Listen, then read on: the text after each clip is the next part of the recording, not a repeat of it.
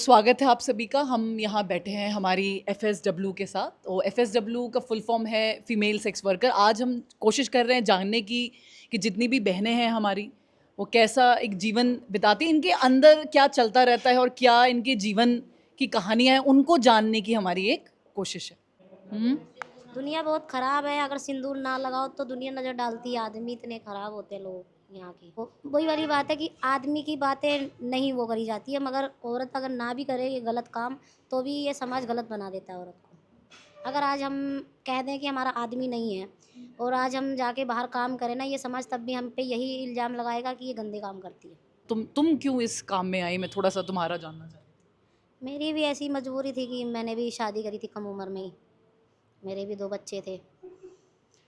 बहुत वो अपनी भाभी के साथ लगे हुए थे। 16 क्या नाम है, 16 साल की उम्र में मेरा बच्चा होने वाला था। तो मुझे खून की कमी बताई थी और बच्चा पेट में उल्टा था मेरा। 16 साल की उम्र में 16 साल। तुम्हारा बाल विवाह हुआ है? मैं आज 21 साल की हूँ।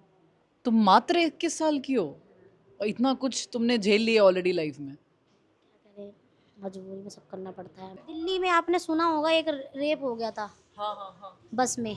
हाँ, निर्भया।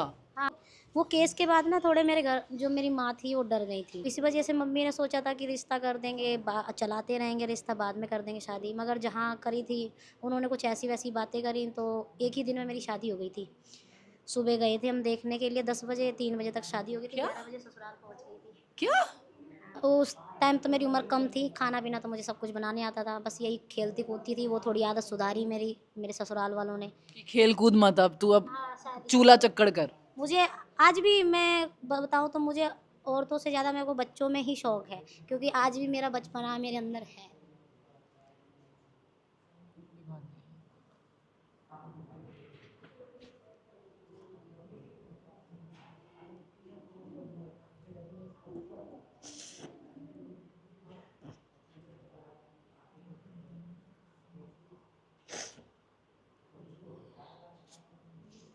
उस उम्र में सब कुछ संभाला, 2 बच्चे भी करके दिए।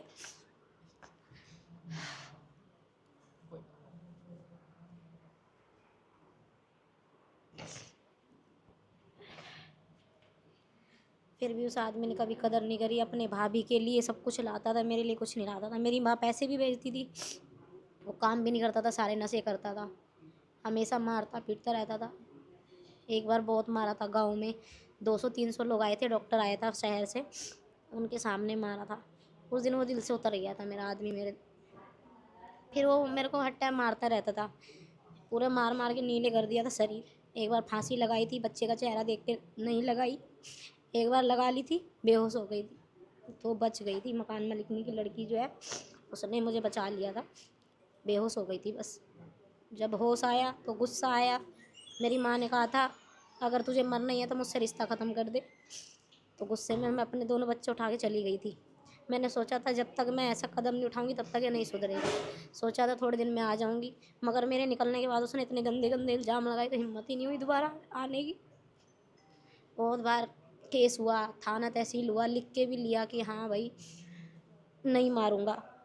कि बहुत ज़्यादा डर बैठ गया था कि वो जब घर में आता था तो मुझे ये लगता था कि आज किस बात पे मारेगा।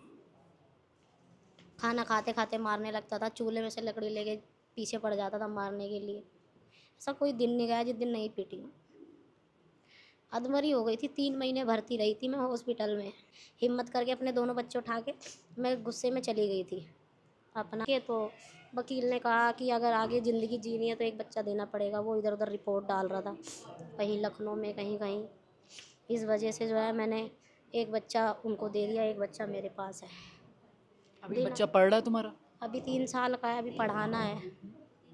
3 साल का है, अभी पढ़ाना है, नहीं पढ़ रहा क्योंकि वो ना आधार कार्ड नहीं दे रहे हैं तो जन्म प्रमाण पत्र नहीं बन रहा है उसका। और अब उसके बाप से मांगती हूँ तो वो गाली देता है, कहता है नहीं मैं नहीं देता, जिससे बनवाया जाए उससे बनवा लो। अब वकील से बात करी थी, वकील कहता है कि इसके बाप का आधार कार्ड और आपका आधार कार्ड लगेगा तो बन जाएगा। फिर दूसरी करी थी, सोचा था कि सुख मिल जाएगा, लव मैरिज करी थी, उसने भी यही करा। घर में लड़ाई झगड़े थे, घर में गुस्से में माँ ने कह दिया कि ले जाओ इसको अगर रिश्ता रखना है तो। वो ले गया, उसने कहा था अगले महीने शादी करूँगा, शादी नहीं करी। 1.5 साल उसने रखा अपने साथ, उसने लेके गया तो उसने भी अपना काम कुम छोड़ दिया, मुझे जॉब पे लगा दिया। मैं जॉब करती थी बच्चे को ये वाला जॉब है, दूसरा कोई जॉब? नहीं नहीं, कंपनी में। कंपनी में काम करती थी हाँ, तो मुझे कंपनी में लगा दिया, तो मैं कंपनी में जॉब करती थी, ओवर टाइम करती थी बच्चे को लेके साथ में। वो बस पूरे दिन नशे करते थे, दारुआ पीते थे। शादी करी नहीं, वो बीमार रहने लगे क्योंकि उनके ना अल्सर हो गया था पेट में। तो वो ना, मैंने कई बार उनको भर्ती करा, तो वो ना क्या करते थे, मैं काम भी करती थी तो मैं कमरे का किराया दूंगी कि क्या क्या करूँगी। बच्चे को मेरे खून की कमी हो गई थी, टाइफाइड हो गया था, उसकी सेल डाउन हो गई, तो बच्चा भी मेरे हाथ से चला जाता, ये भी पड़े थे। तो एक जगह उनको भर्ती किया, एक जगह बरेली में उनको भर्ती किया, हरियाणा में उसको भर्ती किया, लड़के को अपने, उसको खून चढ़वाया। मैं खुद भी बीमार थी, मगर इन दोनों को देखा मैंने, काम भी संभाला। मगर उस आदमी ने वही काम करा कि उसने शादी भी नहीं करी 1.5 साल में, ऊपर से इधर उधर से कर्जा करते रहते थे। कहीं किसी से 5,000 ले लिया, किसी से 7,000 ले लिया ब्याज पे। वो मेरा नंबर दे देते थे, मुझे सब परेशान करते थे। फिर वो उससे शादी के लिए जब भी कहती थी, वो लड़ता था, कहता था मेरे को ठीक हो जाने दे। और ठीक होने का तब ना डॉक्टर ने बोला था कि दारू छोड़ दो, अब वो दारू नहीं छोड़ता था। मुझसे कहता था मेरे दर्द हो रहे हैं, इंजेक्शन लगवाने, मुझसे पैसे ले जाता था, कंपनी में से ले जाता मांग के मालिक से, और जाके दारू पी के सो जाता था। हाथ उठाने लगा था, कंपनी में जाके मारा था मुझे। तब से फिर वो मैंने सोचा कि यार कहीं मतलब ज़िंदगी नहीं है ऐसी, चलेगी नहीं। फिर उन्हें भी छोड़ आई। जब मैंने उनसे ये कहा था, मैंने कहा मेरे से शादी करोगे ना तब मुझे लेने आ जाना। आज तक लेने नहीं आए। अब अपना बच्चा पाली इसलिए फिर मैं अपने घर आ गई उनको छोड़ के, तब जाके ये सब काम करने लगी मजबूरी में। मतलब जैसे कि संगीता ने बताया, हर औरत जो कर रही है वो डायरेक्टली नहीं कर रही है, वो बहुत चीज़ें ट्राई कर चुकी है, हर तरफ से वो। मैं तो नहीं मानती कि इस काम में कोई मज़ा नहीं, मज़ा थोड़ी है इस काम में, कोई इंजॉय थोड़ी है। ये तो ये कोई काम, मेरे हिसाब से तो ये काम कोई खुशी में नहीं करता होगा, क्योंकि हर जिसने भी ये काम किया होगा ना, उसने उससे पहले बहुत कोशिश करी होगी अच्छा काम करने की। मैं तो यही मानती हूँ कि जिसने ये काम पकड़ा है, उससे पहले उसने कोशिश ज़रूर करी होगी कुछ अच्छा काम करने की। जब उसको उसमें नहीं फ़ायदा मिला होगा, जब दुनिया ने उसमें नहीं जीने दिया होगा, तभी उसने ये काम पकड़ा होगा मेरे हिसाब से। बाकी औरों का तो पता नहीं। नहीं, कोई नहीं, तुम बहादुर हो यार, 21 साल की लड़की हो, बिल्कुल यंग। भगवान करे कि हम कुछ सालों में कुछ ऐसा लेके आएं, कम से कम बरेली में जो हमारी औरतें हैं उनके लिए हम कुछ ऐसा करें कि आप लोगों को ये काम ना करना पड़े। तो जो आदमी आते हैं उनका आपके तरफ जो व्यवहार होता है वो कैसे होता है, कैसा व्यवहार करता है वो आप लोगों के साथ? वो तो मतलब बदतमीज़ी से ही पेश आते हैं, उल्टा सीधा ही करते हैं, लेकिन हम लोगों को भी दिक्कत होती है। शौक में तो नहीं करते हैं हम, हमें भी पैसे दिए हम तो जैसे मर्जी आएगी वैसे करेंगे, लेकिन हमें दिक्कत होती है, करवाना पड़ता है। एक पति अपनी घरवाली की और फिक्र कर हमें भी सकता है। हर किसी के साथ सोने का शौक नहीं होता, एक के साथ तो हर किसी की ख्वाहिश होती है ना, लेकिन मजबूरी में करते हैं हम। तो ऐसा नहीं है कि मतलब जैसे मारपीट मारपीट भी कभी कभी करते हैं? मारपीट तो खैर नहीं करते हैं, और करते भी है तो फिर हम भी मतलब मारपीट भी हो जाती है बाजे बाजे। देख लूँगा, पुलिस थाना दरबार ये सब कर देंगे। और मतलब कहते हैं कि तुम्हें देख लूँगा, या फिर पुलिस वुलिस का मैटर मतलब धमकी देते हैं कि कहाँ मिलेगी, जहाँ भी है मतलब रास्ते में देखूँगा। तो हम भी बोलते हैं चल देख लेना तू, भाई जेल से बढ़ के थोड़ी ना कुछ है, वो भी देख लेंगे। अमूमन क्या मतलब हर दिन काम करना होता है ये, या हफ्ते में कभी कभी करना होता है, या महीने में कभी कभी करना होता है? मतलब वो हर दिन भी ना, एक दिन छोड़ के मतलब जैसे भी हमारे पास मतलब जैसे भी कस्टमर मिलते वैसे ही तो कोई आपको बताता है ये, या आपको अपने आप ही वो कस्टमर आपके पास, खुद ही कॉल करते हैं। उनको पता होता है आपका नंबर पहले से पता होता है? तो एक दिन में आपको ज़्यादा तकलीफ तो नहीं होती? एक दिन में एक ही इंसान रहता है, एक दिन में 2-3 लोग आ जाते हैं? एक या दो मतलब दो तीन जो भी है, वो तो मतलब बंदे मजबूरी में करते हैं, हमें शौक थोड़ी ना है, मजबूरी में करते हैं हम तो। एक के साथ तो हर किसी की ख्वाहिश होती है, लेकिन क्या करें, हस्बैंड ने छोड़ रखा है इस मोड़ पे, तो करना तो पड़ेगा और ना। आपकी उम्र क्या है? मेरी है 32। 32 साल है। आपकी उम्र क्या है? 30। काफ़ी टाइम हो गया, 2009 से आई हो आप? 2009 से मैं अपने भाई के कारण आई थी इस काम में। भाई के कारण आई थी? अपने सगे भाई के कारण? ऐसा क्यों? ऐसा था, भाई की तबीयत बहुत ज़्यादा ख़राब थी, घर में बहुत ज़्यादा परेशानी थी, उसका इलाज कराने के लिए पैसे नहीं थे, तो उसके कारण मैं आई थी इस काम में। किसी ने मेरे को मैं एक भैया थे, उनके यहाँ उनके बच्चे छोटे छोटे थे, वो खेलने आते थे हमारे घर की साइड। तो वो उनके बच्चे एक बार मुझसे बोले कि दीदी आप मुझे ट्यूशन पढ़ा दिया करो। मैंने कहा ठीक है। NCKG के बच्चे थे, बोले मुझे ट्यूशन पढ़ा दिया करो। मैंने कहा ठीक है, मैं पढ़ा दूंगी। तो बच्चे आने लगे, 1 महीने तक वो लगातार आए बच्चे। फिर उनकी फ़ीस नहीं आई, तो मैंने उनसे कहा फ़ीस दे दो। तो बोले हमारे मम्मी पापा ने बुलाया आपको। तो मैं उनके घर पे गई। उनके घर पे गई तो उन्होंने क्या किया, उस टाइम मेरी भी उम्र इतनी नहीं थी, बचपना ही था। तो उन्होंने मार कोल्ड ड्रिंक समोसे वगैरह ये सब ला के रखे मेरे आगे। बचपन में मतलब समझ सकती ये हूँ, सब, बचपन में आप छोटी थी, नादान थी। जी सारी ये बातें यही थी। तो उन्होंने सारी चीज़ों को मुझे लालच दिया, ये सारी चीज़ें मेरे सामने रखी। मैंने कहा अच्छा। तो बोले हम ऐसा है, उन्होंने डायरेक्टली मुझसे ये बोल दिया कि हम तुम्हारी किसी से बात करा दें, दोस्ती करा देते हैं तुम्हारी किसी से, वो तुम्हें कुछ खर्चा पानी देते रहेंगे। तो मैंने कहा अगर ये बात मेरे घर में पता चलेगी तो मेरे मम्मी पापा मुझे बहुत डांटेंगे, मारेंगे। मैंने कहा नहीं, मैं ऐसा नहीं कर सकती। फिर कोई बात नहीं, फिर उन्होंने मुझे पैसे दिए, फीस के मैं वहाँ से चली आई। फिर दूसरे तीसरे दिन उन्होंने मुझे फिर बुलाया। फिर मैं गई वहाँ पे। तो उन्होंने कहा ऐसा कुछ नहीं है, तुम परेशान मत हो, तुम्हारी परेशानी देख के हम ऐसा कह रहे हैं तुमसे, तुम्हारी दोस्ती करा देना। फिर उन्होंने किसी बंदे को बुलाया, उस बंदे ने मुझे उस दिन टच भी नहीं किया। उस बंदे ने उस दिन मुझे टच भी नहीं किया, वो मुझे 1200 रुपये दे के चला गया। लेकिन इतने सारे पैसे मैं घर पर लेके जाती तो घर वाले पूछते मैं क्या कहती। तो मैंने वो पैसे उन्हीं को दे दिए, भैया को, जो जिनके बच्चों को मैं ट्यूशन पढ़ाती थी। उन्होंने मुझे इस काम में डाला, तो मैंने सारे पैसे उन्हीं को दे दिए। मैंने कुछ पैसे लिए 10-20 रुपए, मैंने अपना सोया क्रैक्स वगैरह लिया, खाया, मैं घर चली गई। उसके बाद उन्होंने 5-6 दिन बाद किसी और को बुलाया। मैंने कहा ये तो बहुत अच्छा है, किसी ने मुझे टच भी नहीं किया और मुझे पैसे भी मिल गए इतने सारे। लेकिन वो पैसे मैं अपने घर नहीं लाई थी, मैं उन्हीं को दे देती थी। फिर उन्होंने एक दिन कोई बाहर का बंदा था, उसको बुलाया। उसको बुलाने के बाद उन्होंने मेरे को कमरे के अंदर भेजा। उस बंदे ने मेरे साथ बहुत बदतमीजी की, ठीक है। उसने उस बंदे से उसने मुझे काफ़ी टाइम बाद ये बात पता चली थी कि उसने 40,000 रुपये लिए हैं मेरे, ये मतलब ये काम कराने के, पहली बार काम कराने के उसने 40,000 रुपये मेरे उस समय पे लिए थे। काफ़ी टाइम बाद मुझे ये बात पता चली। उसके बाद फिर उन्होंने, उस बंदे ने मेरे साथ बहुत बदतमीजी की, मतलब आप समझ ही सकते हो क्या किया होगा। वो सारी चीज़ें होने के बाद मेरी तबीयत बहुत ज़्यादा ख़राब हो गई। 1 हफ्ते तक मैं कहीं भी ना जा सकती, ना बुखार मतलब सारी सारी परेशानी, मेरे को पेट में दर्द, बुखार वगैरह सारा सब कुछ हो गया।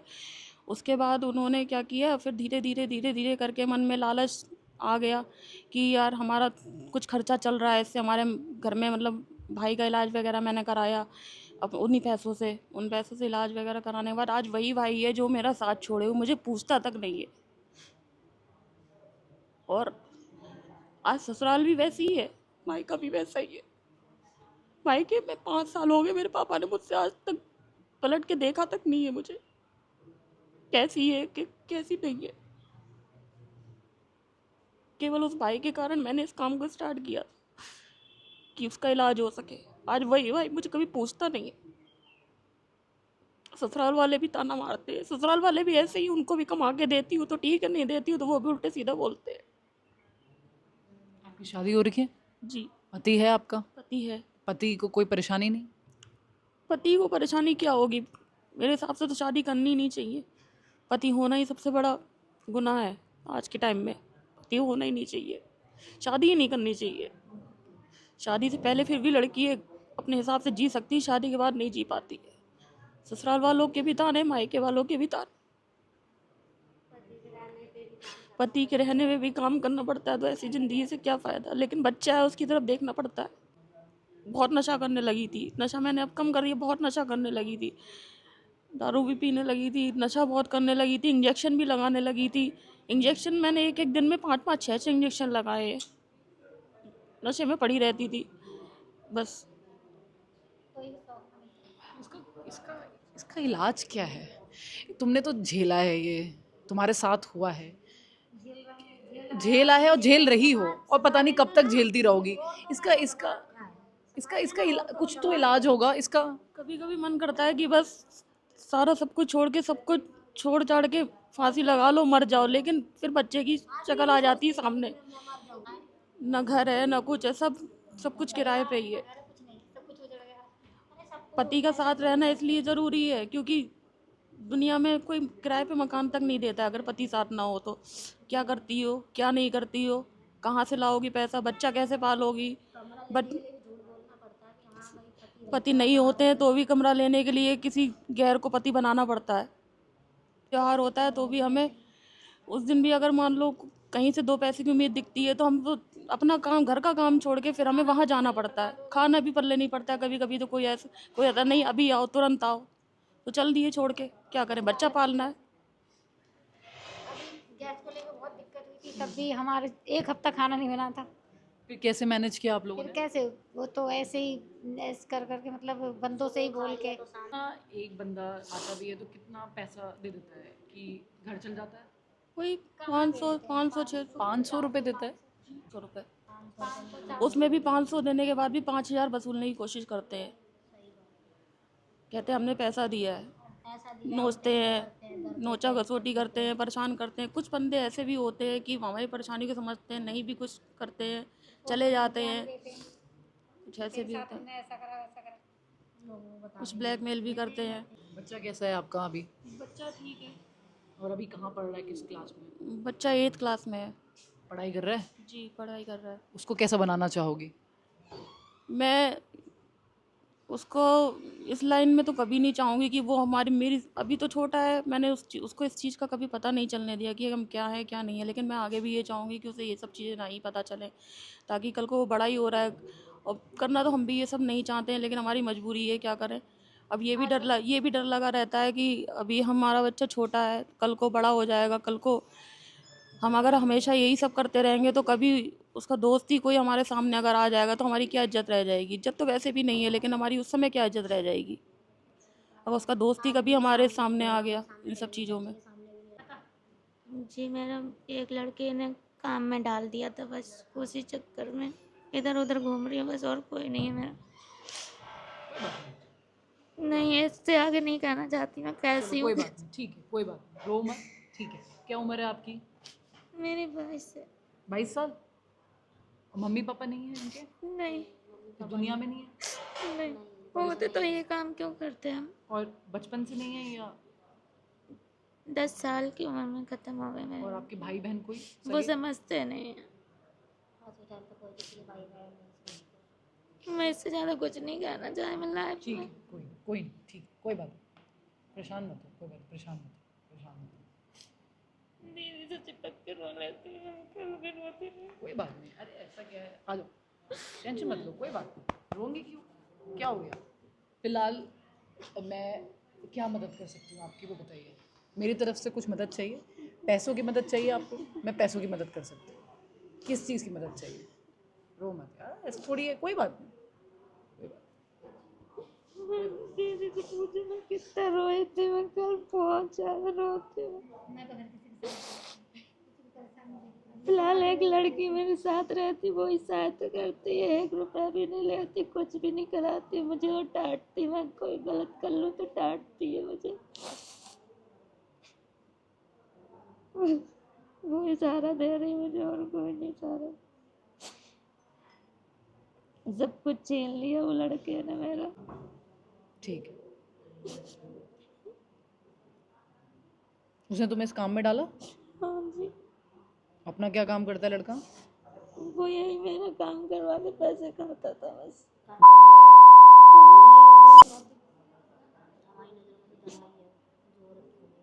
क्योंकि मैं किसी से झूठ नहीं बोलती, भूखी हूँ, भूखी डालूंगा, मैं किसी से वो नहीं मानती।